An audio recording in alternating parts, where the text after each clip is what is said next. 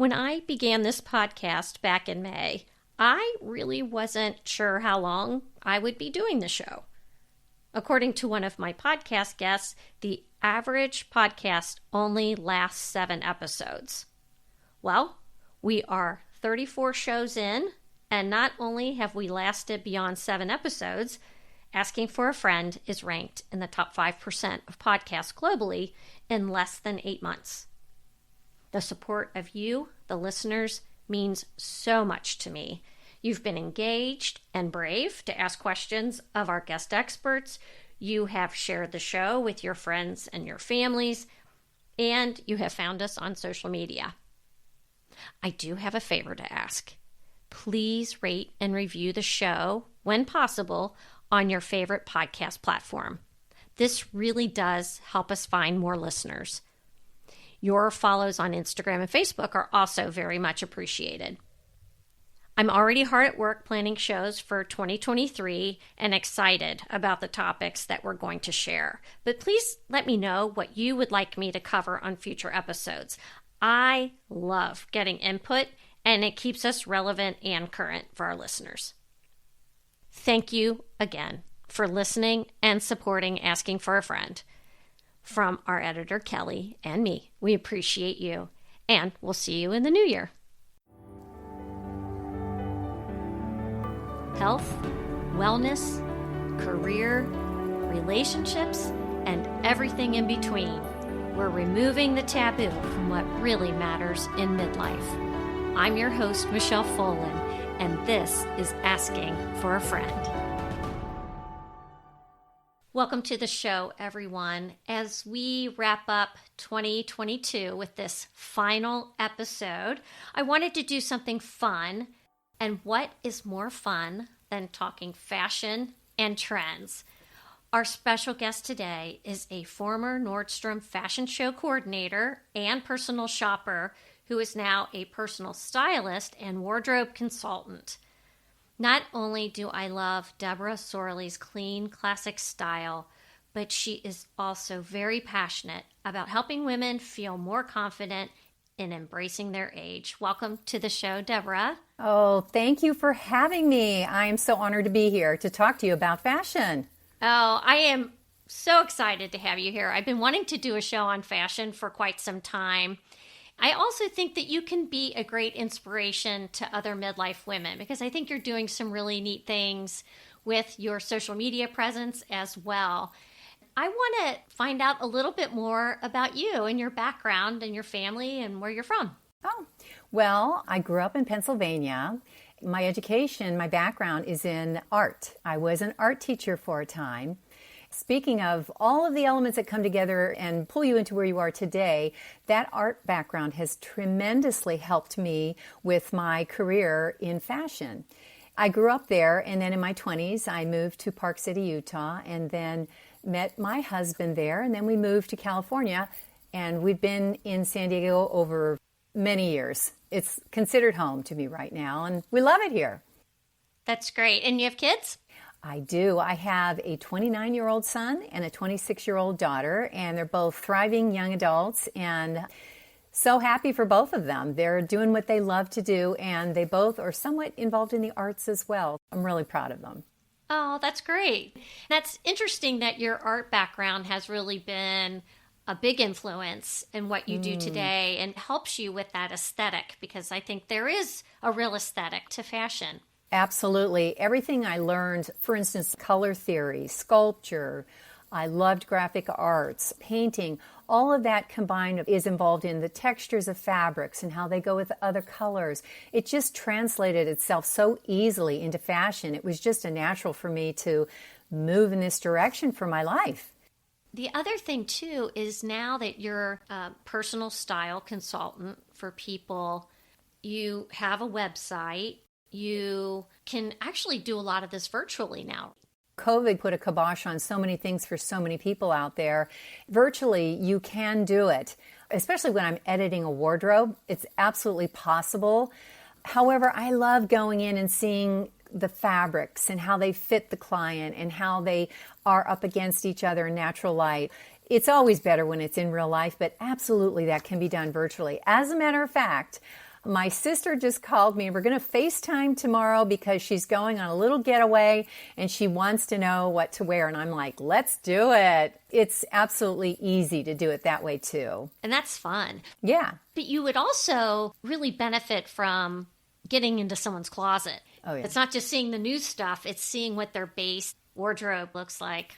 Exactly. It's the in real life thing, and you see how they react to when they pull out an item. And I can tell they don't really like it. So we talk about it, or they don't want to get rid of it. And it's obvious that maybe they should. It's a very, very emotional thing for that person trying to go through their wardrobe. And I always tell them, this is why you need a third person, because that third person isn't attached to those clothes and we can see them for what they are on you. It's just sometimes it's a relief to fill up a bag of clothes and donate it somewhere. How do you go through your own closet and decide? Now, I think this is a good question because we all have those things we hang on to, but how does Deborah Sorlie go through her closet and decide what to keep and what to get rid of? Oh, that is such a good question. Actually, this is how I do it. And I do recommend this to my clients as well. I recommend getting a rolling rack and pull sections of your clothing out, all of it, all the shirts. Try all of them on. And then you soon begin to see, oh, this one's pilling. This one, it's had its life and it's now time to replace it. You just go through it one by one and then you put them back into the closet. And then, of course, there's going to be maybes, there's going to be donates, and there's going to be alterations. These different piles that you make are what will help you be less emotional about things. I love the trends and I love what's happening. So I have to see, what do I have in there that's going to work with the trends that are happening? Do I have my classic pieces that are worn out and they need to be replaced? That type of thing. I just go through it one at a time. Sometimes it takes me a whole weekend. Sometimes it takes me a week.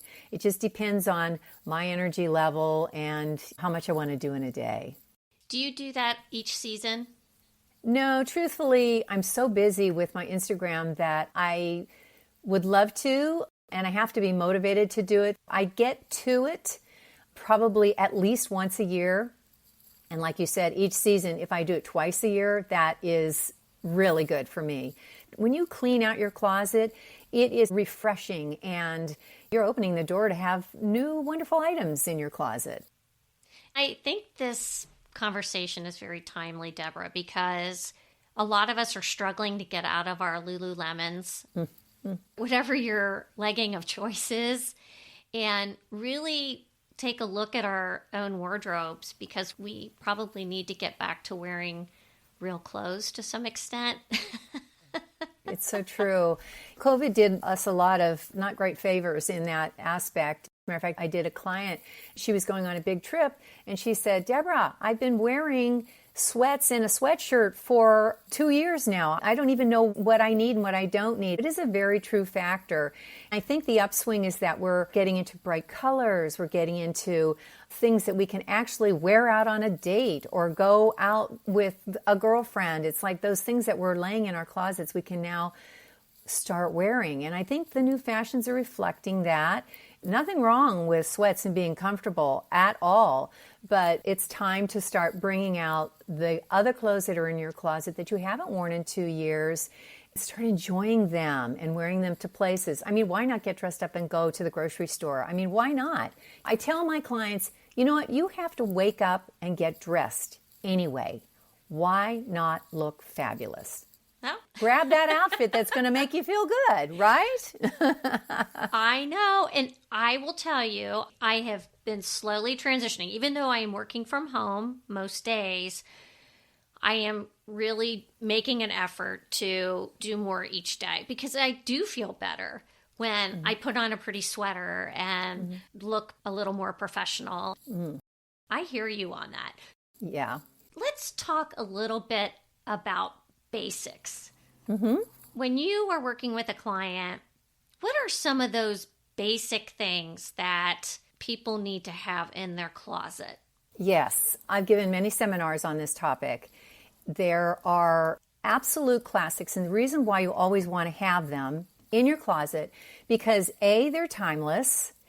B, they're meant to be there as the basic first layer that you put on. That would be a classic white shirt, a good black pair of pants, a blazer, a trench coat, a great pair of jeans that you love putting on. I have a sixth one, and it's that little black dress. To me, those are the classic pieces that you should always have in your closet. You can mix and match even just those pieces together and have a fabulous outfit. Those are the basics and key. And those are the splurge items. You want to have items in your closet that are the classic pieces that are going to be timeless and last for a long time. The way they're tailored, the way they're cut, the way they fit your body. If you fall in love with, say, for instance, a pair of pants, and they're just not there, it is so worth it to have alterations come in and get the fit just right for you. I'm a strong believer on definitely having those classics in your closet. Do you have a favorite splurge store where you always seem to find really good basic pieces? Yes. You mentioned earlier that I am a former Nordstrom employee. My heart and soul is in Nordstrom. It's so funny because whenever I walk in there, I'm like, oh, I'm at home now, because I just know the quality is there, and I know they carry many brands that I love. The service is impeccable. Alterations is fabulous there. It is always my go-to store. I feel like I know where I can go to get what I need, either for myself or my client, because there's so many people there that are willing to just help get it right for you. So that's my go-to store, always. Nordstrom, love them. Do you have a favorite place to shop that is more budget-friendly? Oh, yeah. Oh, yeah. I tell my clients, listen, I will shop wherever you want me to. You name the place, I'll meet you there. No brainer. I love TJ Maxx. I do. They have a variety of items. A lot of people think, oh, those are cast-offs from last year. It's not true. They do have fashions that are happening and that are on trend, and they're at the price where a lot of people can afford. The only glitch with that is that you have to be a treasure hunter when you go there. You have to be patient because they're not going to have a full-size run. They'll have a piece here that you like, a piece there. I like to shop with my clients there because I'm able to find pieces to put together that they wouldn't have thought to put together.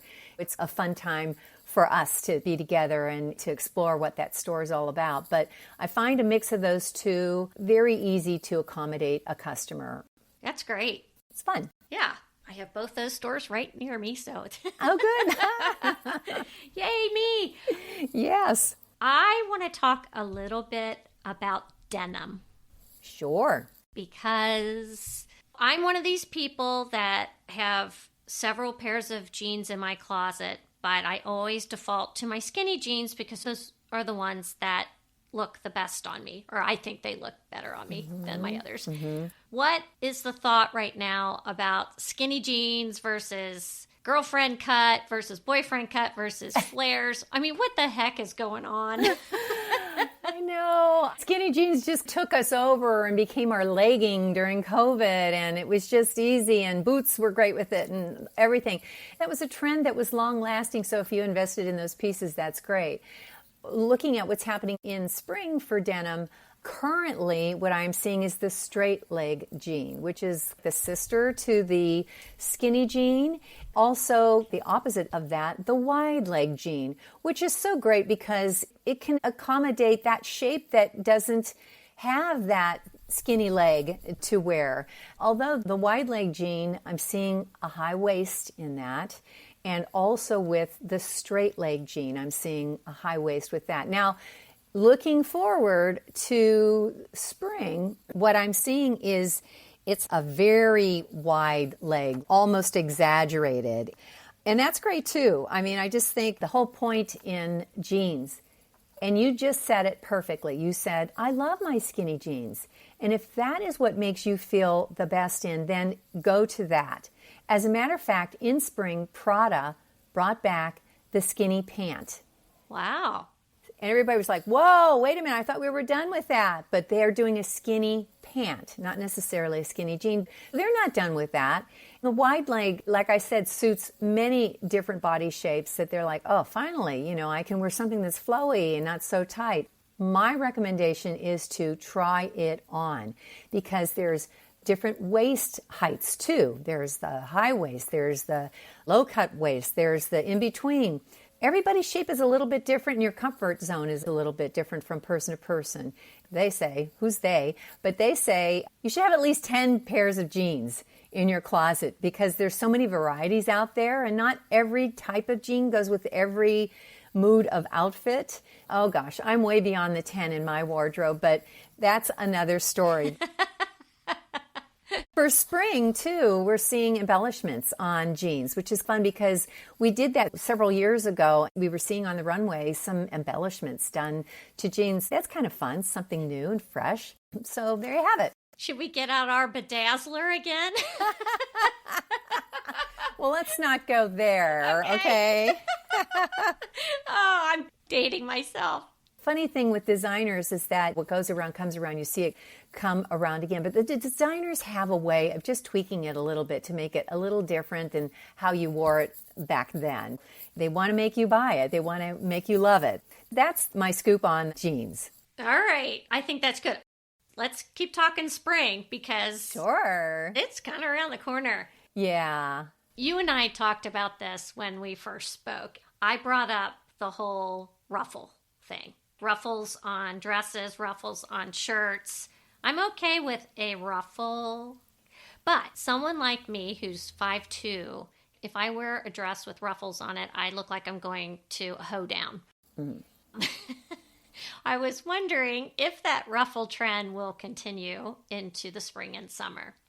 Trends are funny because they are not for everyone. Also, when you look at the trends for each season, especially the shows, the fashion shows, please remember that they are meant to entertain. You will see exaggerated versions of what a trend is. It's almost in your face like, oh, wow, that is definitely something right there. And they're meant to really shout out, this is going to be a trend. Even me, looking at all the trends that were coming out for spring, I didn't really care for some of them. I loved a lot of them. Getting back to your question about the ruffle, I think that was a very soft, feminine time.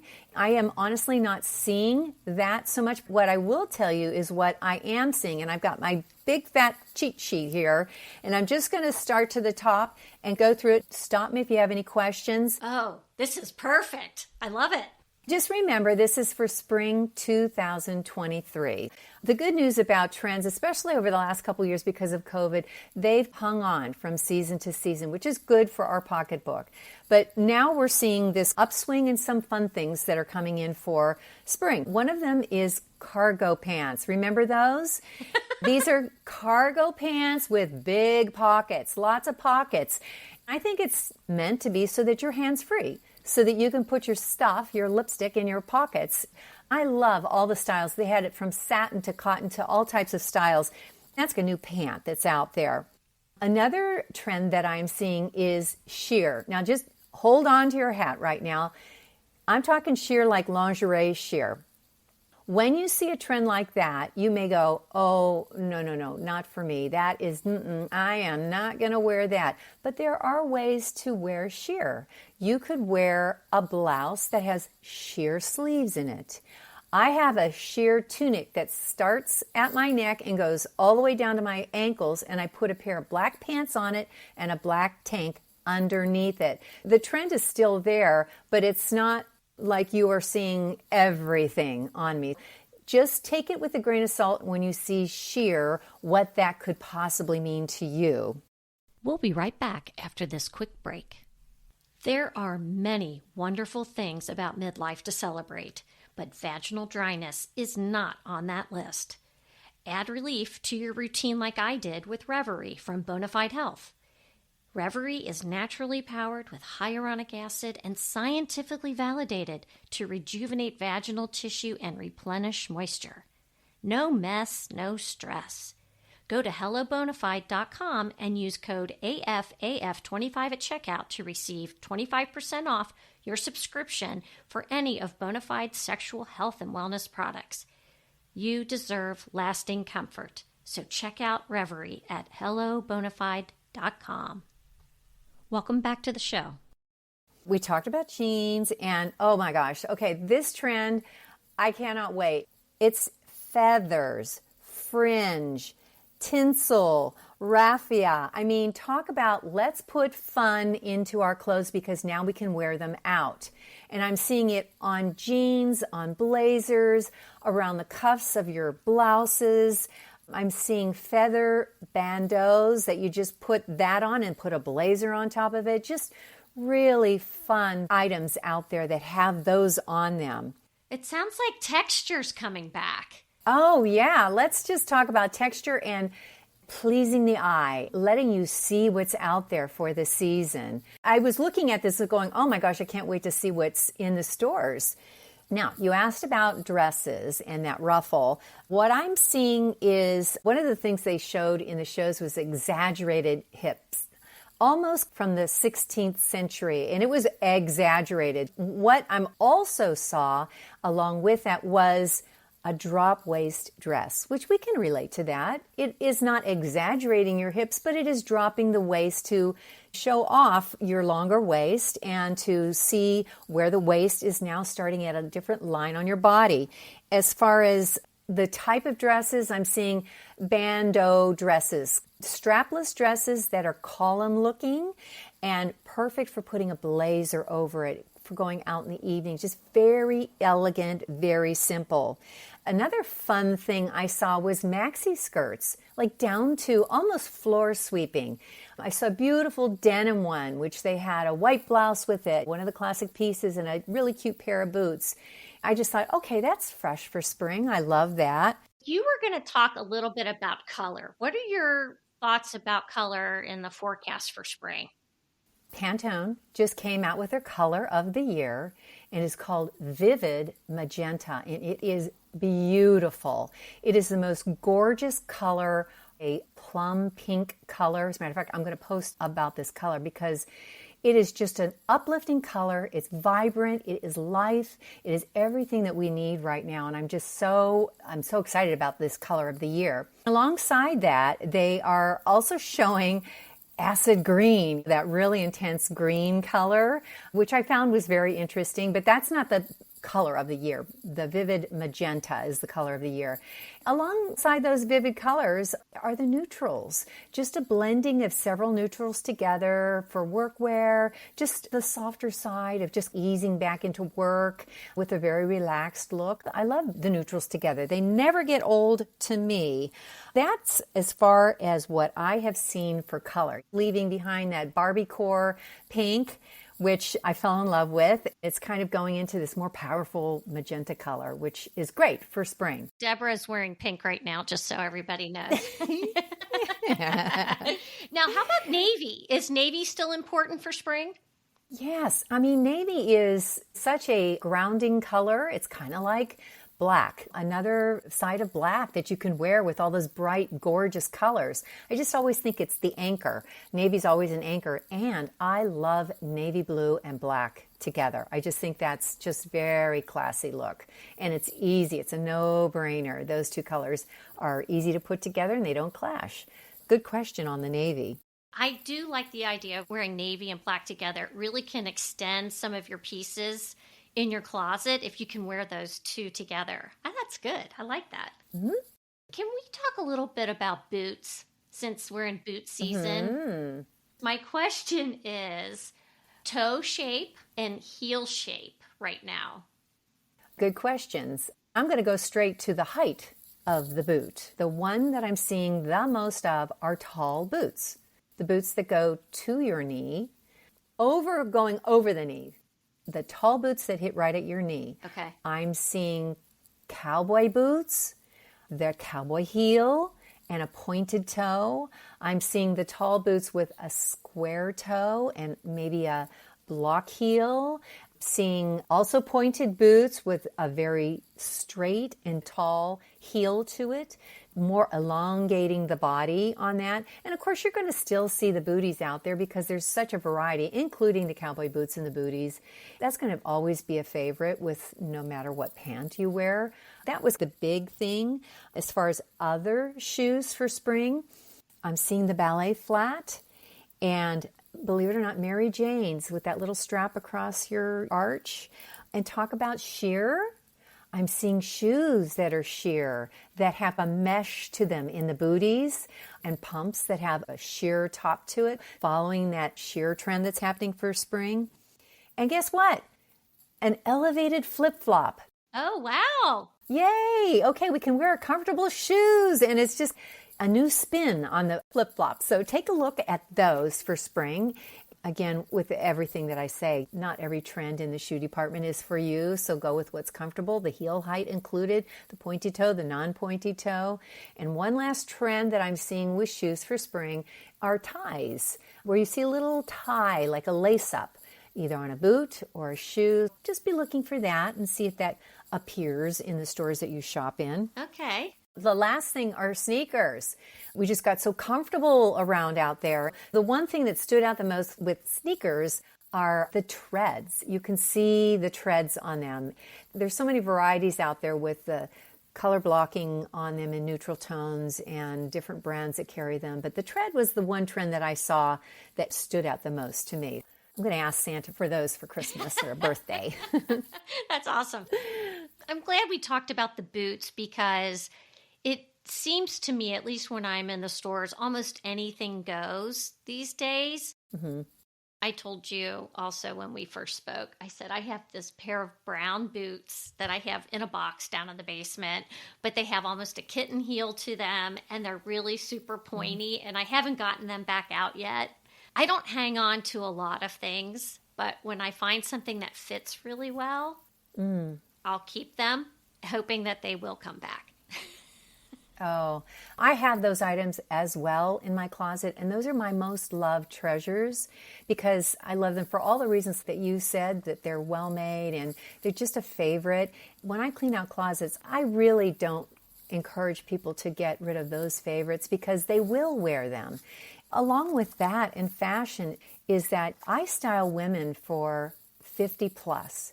And I feel that we have come of age where we are in that stage of our life. We've had experiences, we've had these exclamation points in our life that have brought us to where we are right now. We are not invisible. We are here and we are going to be representing this age group. And that's why I'm so passionate about encouraging women through fashion to wear what they love, wear what makes them feel absolutely fantastic every day. You know, if you put something on and you're asking somebody, does this look okay on me? 9 times out of 10, take it off. It's not really making you feel good about yourself. And I just feel aging is a process that allows you to become who you have accumulated throughout your entire life.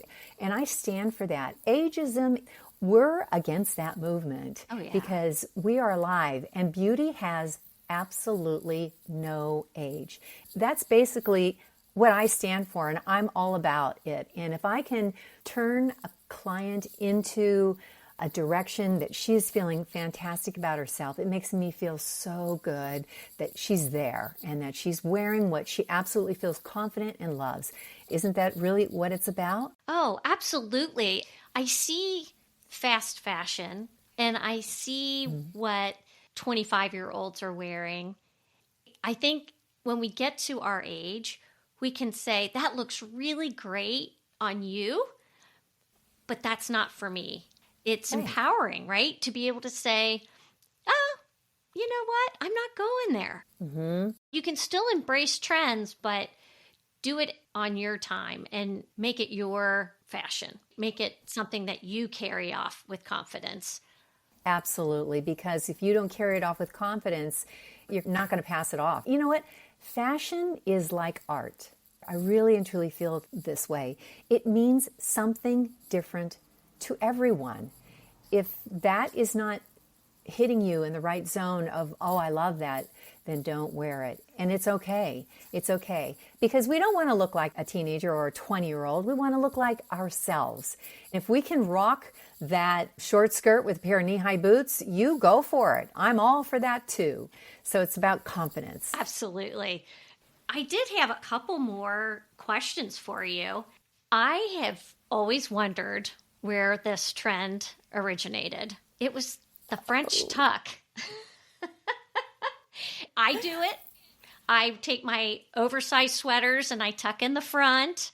I do it with shirts because I do think it looks nicer, but where the heck did that come from? Well, you know why people do it, number one, is because it gives you a waist again. And it kind of covers a little bit of the back that you may not want to be showing off there. The people in France have been doing this forever, ever. The funny story about it is, if you remember the show Queer Eye, yeah, each guy was in charge of some type of style and fashion in the world, whether it had to do with your home or your clothing. And there was one guy on there, and his name was Tan France. And he popularized it again, calling it the French tuck. He just sensationalized it again. Although it's been around forever, it just became a thing, and we still do it to this day. That is the brief history of it. It's not a big story, but I just feel that it seems like every single time when I put a top on, I'll first try the tuck and see how that looks. Or a half tuck. Have you ever done that? Where you take a blouse and you just tuck in one side of the blouse and leave the other side hang? Yes, I have seen that. I have not embraced that yet. Hey, listen, I just got on board with the French tuck. Let's not push it. I know. Baby steps. Yeah. Okay. All right. But it's a fun, different way to wear a top to emphasize a little bit of your waist. Mm-hmm. I embrace it. I do like it. The other question I had for you, as you look into spring, are the blazers still real oversized like they were in the fall? Yes. Oh my goodness. They talked a lot about the oversized blazer. You know, honestly, I'm good with that, but I'm not going to put a whole closet of that because trends are meant to be a trend. You enjoy it, you use it, you put it with your classics, and then, you know, wait to see what's coming up next. But yeah, it's there for spring, definitely. Spring 2023. We've talked a little bit about fast fashion and that sort of thing, but I want to know your opinion on this. We have those things that are trends. Mm-hmm. It's like they're hot for a minute. Where is all that stuff going to end up? Because it's the $25 little dress you bought at Amazon or whatever. Mm-hmm. Do people in your circles talk about that fast fashion trend? I mean, the last thing that we want in this world is landfills to fill up with clothes that are just not good for the environment. And it's a very serious topic. A lot of brands are turning to sustainable clothing where they're taking plastic bottles and they're breaking them down and making them into clothes, or they're taking old clothes and repurposing them into fabrics for new clothes. I love that, and I stand behind that. There's a couple brands that I really like that do just that. And I think also shopping in consignment stores and thrift stores. There's so many treasures in there that somebody has done with an item. It's worthy of still wearing because it's still intact. It may be even a designer piece that you couldn't afford, but you wanted to add something to it. I have found so many treasures in consignment and thrift stores that it's just fun. You know, I would take off with my daughter and say, hey, let's see what we can find today. And we're always surprised by that. I like to encourage that too. And also there are many places that accept clothing for women who are trying to restart their lives and they don't have the budget to do that. So when I clean out a closet, I ask them, do you want to donate it? I'd be happy to take it to my place of choice, but let's make use of this for the next set of hands to appreciate it. I'm all for sustainable clothing. Yes. I love that. I think that's a great philosophy to have. You look phenomenal, I have to say. I would love for you to share with our listeners a little bit about your own routine. Do you work out? What do you do to take care of yourself, Deborah? I do work out. I try to get in at least 3 days. And of course, the older I get, I really feel I need to be more conscientious of that and put that at some point in my day. Lifting weights, walking is also good for my bones because some of us are into facing osteoporosis and we don't want to have to live our lives worrying about falling. And core work is important to me. And believe it or not, if you remember, I go to a jazzercise class and I love it. I have for years and years and years and years, and they still have classes all over the United States plus. That's my workout routine. I live in a neighborhood where I can walk. So if I can't get in my car and drive, I like to walk too because that's good for my bones and doing that. And I just enjoy the outdoors. As far as my diet, I really don't diet. I just eat really clean. I don't really lean towards any processed foods. And a little secret, my daughter's a nutritionist, so she's got me all cleaned up with all the right things to eat, and she cleaned out my pantry. Honestly, one big tip she told me, she said, Mom, if you would drink more water, that would solve most of your problems. If I can get down one of those Swell bottles, if I can get down 2 of those, I'm doing good, but 3 is so much better for me. I just think it helps with my brain. I'm not foggy. I just feel like it's just keeps things flowing. It's a very simple, basic routine, but I'd like to not go on any kind of a trendy diet. That's just not me. That's not the way I like to roll with that. I did that in my 20s and it didn't work for me. So I'm just sticking to clean living right now. I think that's great advice. What about some of the beauty products you like? Do you have any brands that you particularly like? Full disclosure here, and I'll be very transparent, I am not a beauty blogger. I'm all about clothes and fashion, but every now and then I am approached by a brand and they'll say, will you try it? And if you try it, will you talk about it? And there is one brand, and I will talk about it all day. It is the secret sauce. It's the holy grail. I mean, to me, it is. I've seen the difference. And the name of the brand is called Herbal Face Food. It is fairly new. And I'm going to get my notes because this company is off the charts, the most potent serum I've ever used. It is 100% plant-based. There's a scale. It's called the ORAC scale, ORAC, and that stands for Oxygen Radical Absorbance Capacity. And they are off the charts on that scale. They're one of the highest ones. And they came out with a serum. One's called the Serum and the other one's called the Cure. And the Serum is for dryness, lines, wrinkles, brightness, firmness, skin tone, large pores. It kind of covers everything. But then the Cure is where you spot treat with that. It's for things like eczema, extreme sun damage, psoriasis, moles, skin tags, acne. I've seen a difference in as little as 3 days with using Herbal Face Food. And then they just recently came out with a soap, and they also have a face cream, which is brand new, which I'm going to talk about on my Instagram. I stand behind this product 100%. And I will tell you, when you put it on your skin, it has a tingling sensation to it that tells you it is working. I'm telling you, it smells like a spa when you put it on. It is fantastic. I could talk about other products, but this is just my number one go-to, and I love it. I love it 100%. I'll put that in the show notes. Okay, and they're not paying me to say this. I think that's great. I endorsed a product recently on Instagram that I didn't get paid for either, but I thought I need to share. And I appreciate that, and I totally respect that. Good. And it's one that I really believe in because I've seen the results on me. That's why I stand behind it. It's a great product. Even if you try it, that's all I say. Just try it. And I think you can even send it back if you go, oh, not for me. Good. That's a good company that does that. Let's talk a little bit about your Instagram because I'm always fascinated with people that have a presence on Instagram. When did you decide to put yourself out there? Because I think it's brave. Oh, yeah. That is a good phrase. Put yourself out there. It was January of 2019, almost 4 years ago, that I was thinking to myself, wait a minute. I have all this background. I have so much I can offer and teach and educate women over 50 how to put clothes together. I've done this for 30 plus years.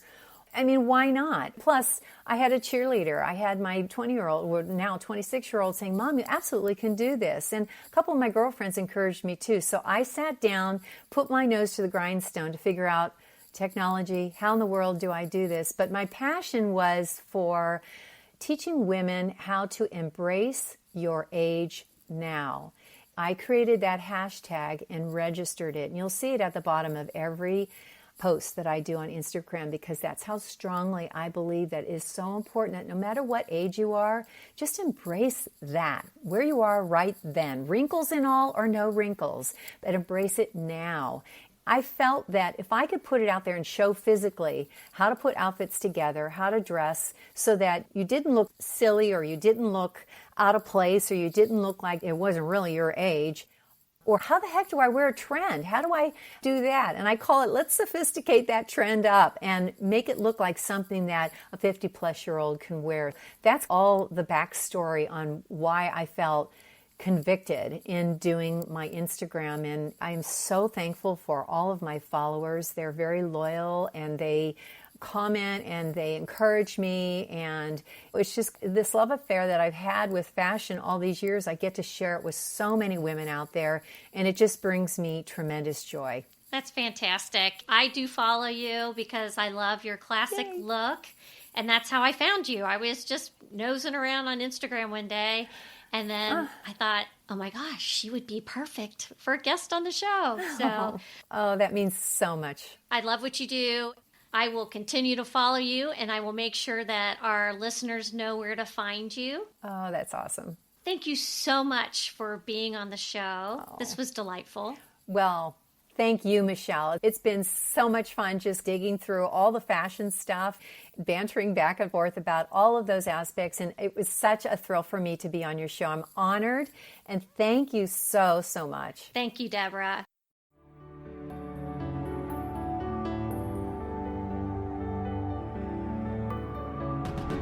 Follow Asking for a Friend on social media outlets and provide a review and share this show wherever you get your podcasts. Reviews and sharing help us grow.